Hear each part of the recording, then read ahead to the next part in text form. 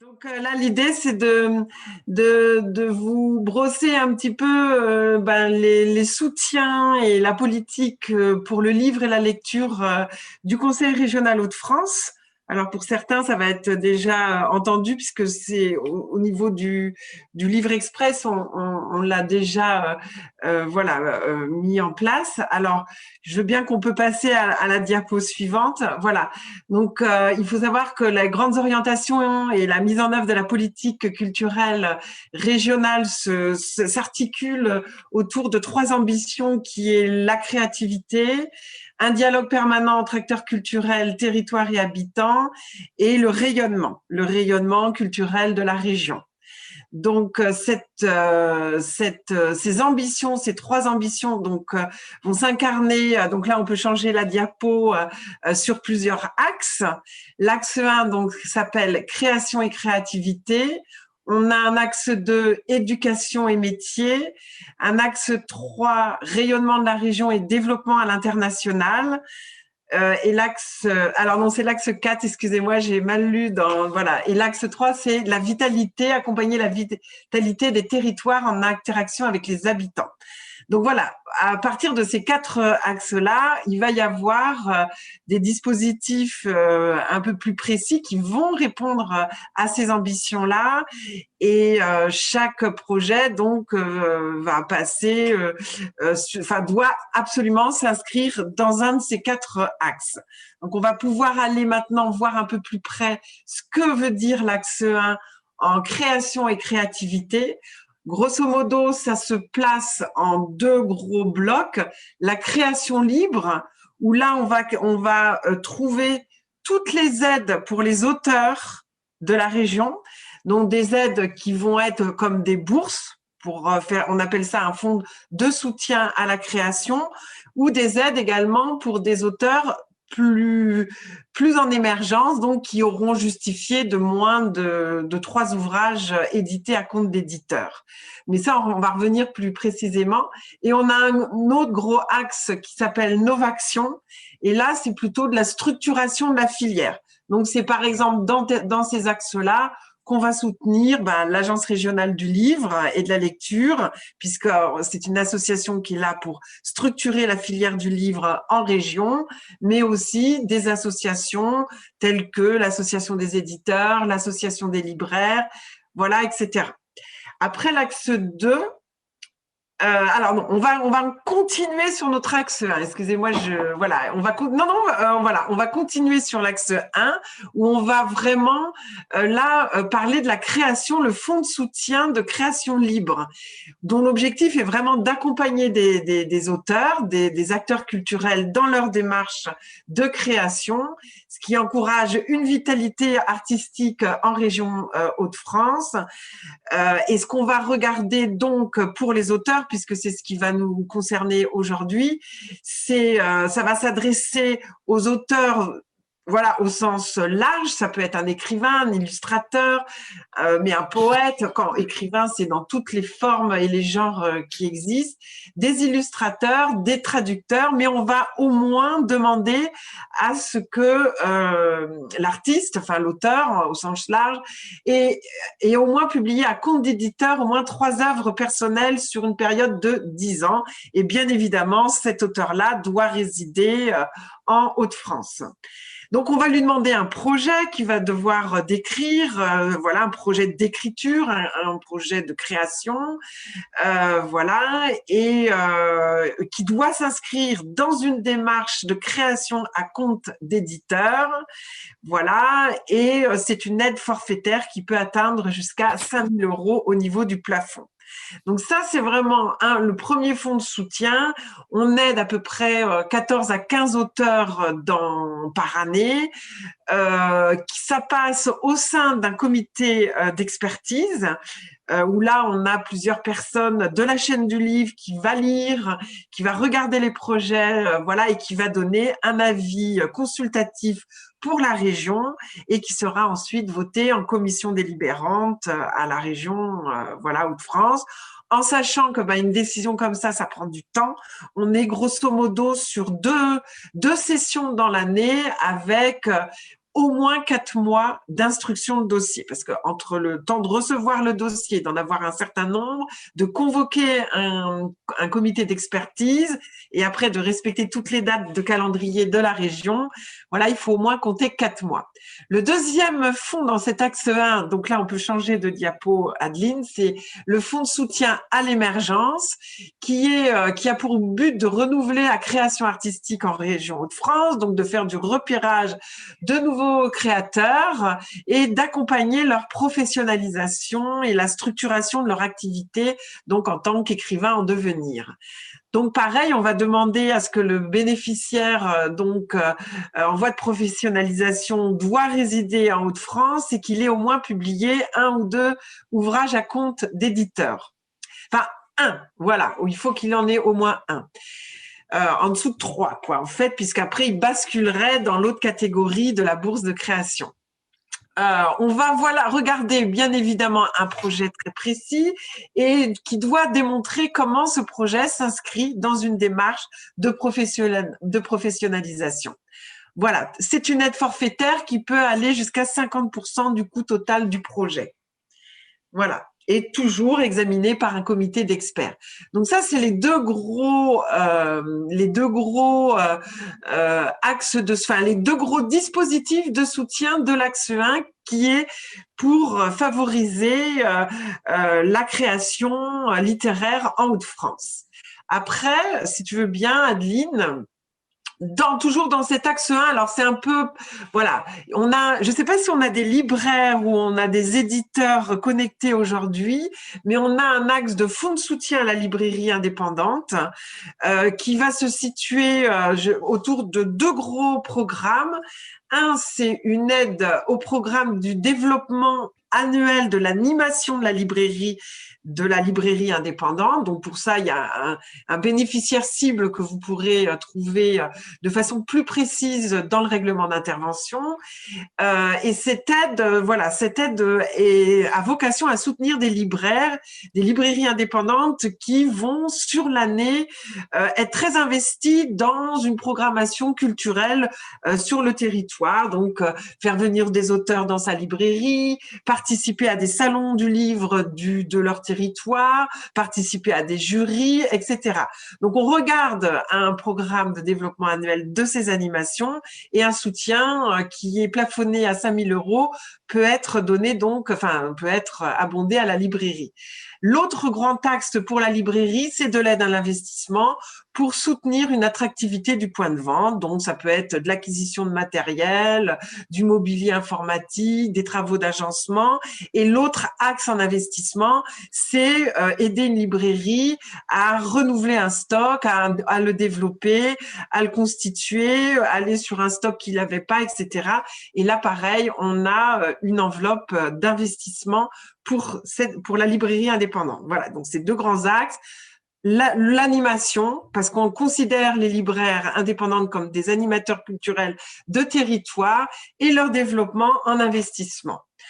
Voilà, après, on a la même chose en création sur les éditeurs, où là, donc on peut passer à la diapo suivante, on a un fonds de soutien pour les éditeurs indépendants de la région qui va se soutenir en 2 gros blocs, soit de l'aide au fonctionnement et qui va être sur un programme de développement de la maison d'édition qui est sur 2 années.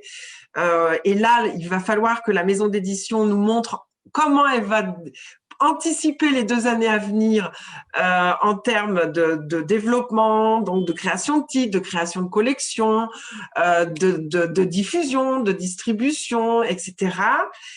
Et sinon, si elle ne souscrit pas à ce programme de développement, elle peut demander un soutien au titre. Alors, les 2 aides ne sont pas cumulables. C'est soit on fait un soutien au programme de développement qui va être sur 2 années, ou annuellement, elle demande un soutien au titre qui est plus difficile pour que l'éditeur aille tout seul le faire. Donc, on va abonder sur un soutien, sur un titre, et le projet doit être présenté à la région avec le titre précisément.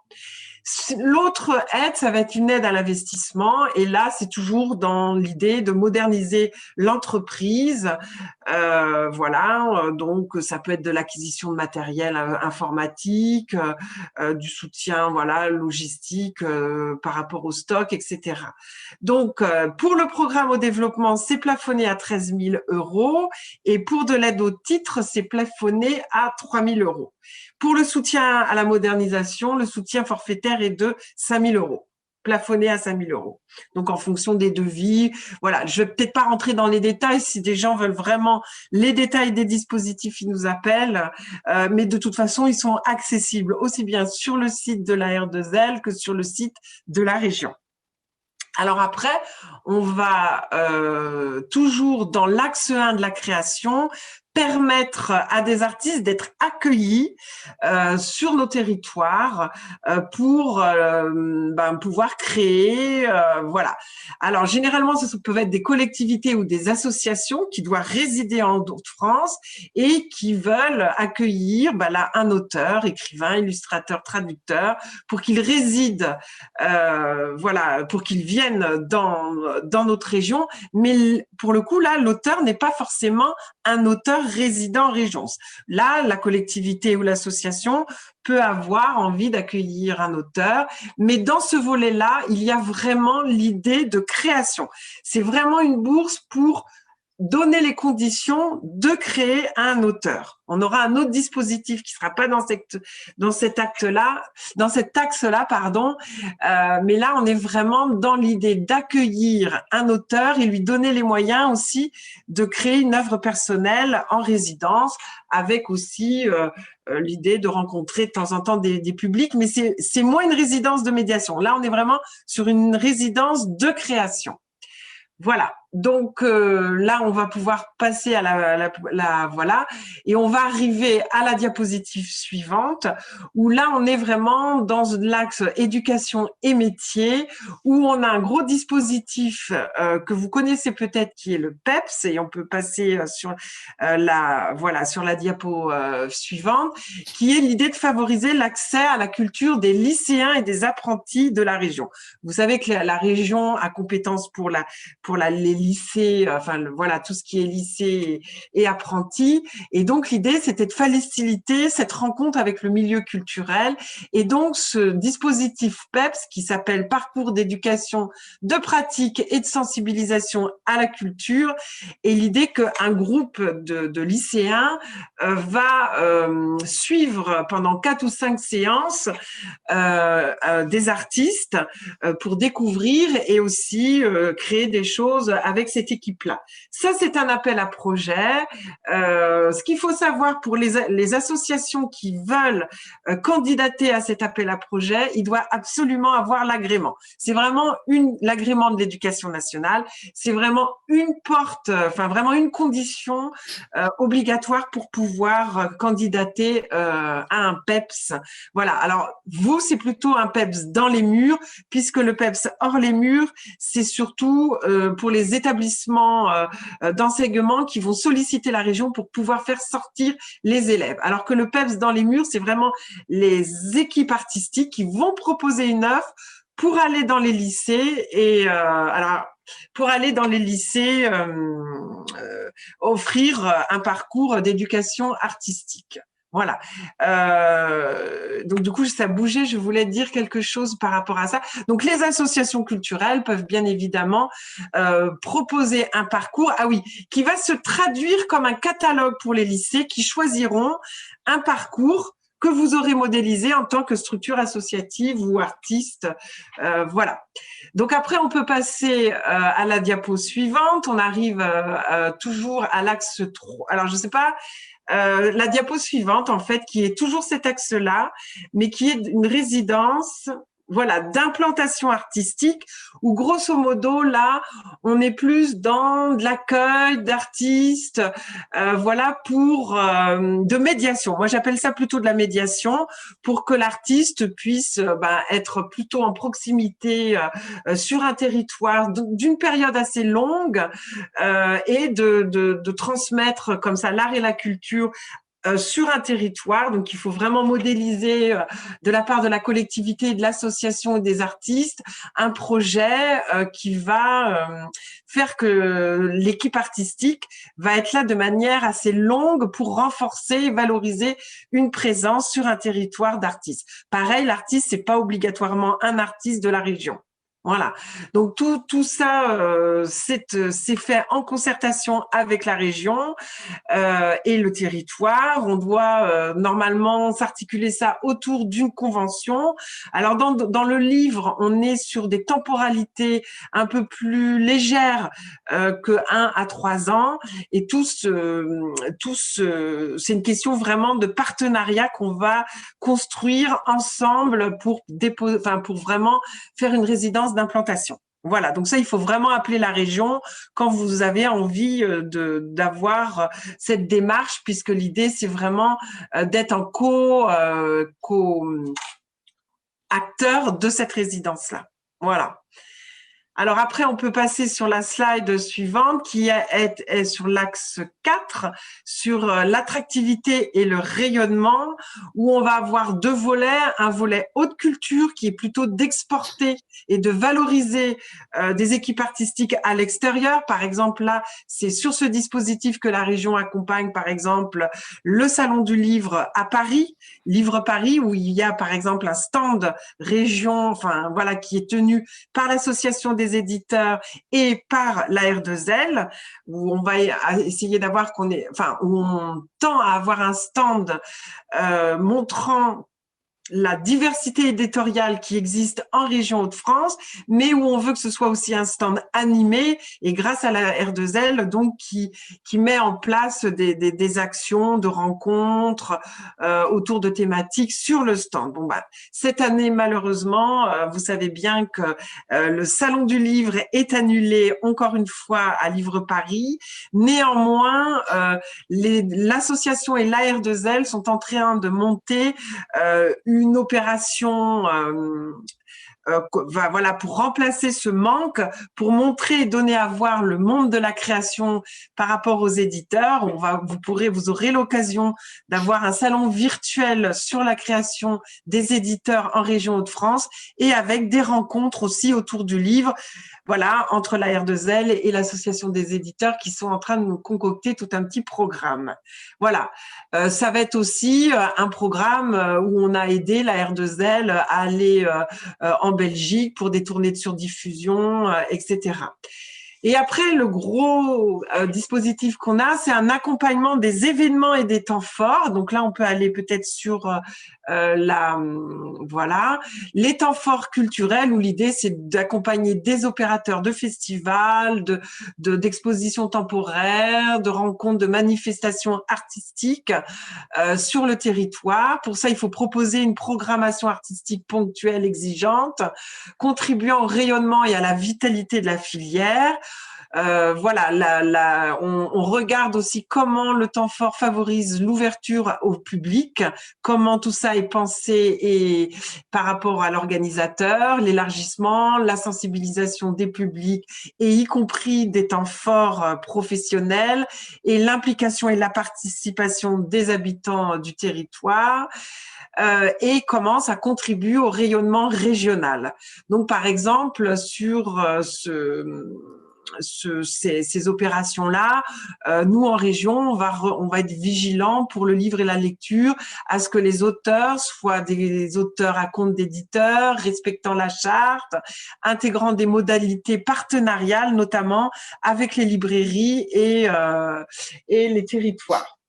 Voilà, donc il faut au moins avoir 2 jours consécutifs d'ouverture au public pour pouvoir bénéficier de l'aide et on s'appuie également énormément sur la charte des manifestations littéraires de la R2L sur ce qu'il faut respecter, ce à quoi il faut tendre voilà, pour que le temps fort culturel puisse être accompagné par la région.